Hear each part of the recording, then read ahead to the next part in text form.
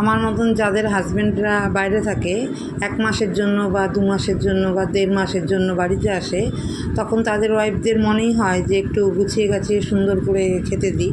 তো আমি এখন না, আমি প্রথম থেকে বরাবরই ওনাকে এরকম সুন্দর করে গুছিয়েই খেতে দিতাম।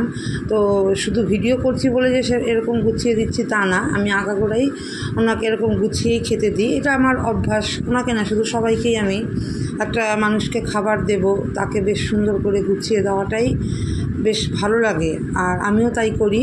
আমি শুধু হাজব্যান্ডকে না, সবাইকেই যখন খেতে দিই এরকম গুছিয়েই খেতে দিই।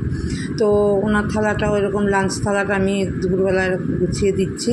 আর কি বলো তো, উনি বাড়িতে থাকেন না, যখন থাকেন তখন যতটা পারি চেষ্টা করি ওনার পছন্দের সব কিছু করার, যা খেতে চায় বা যা রান্না করে দিতে বলে সেটা করে দিই।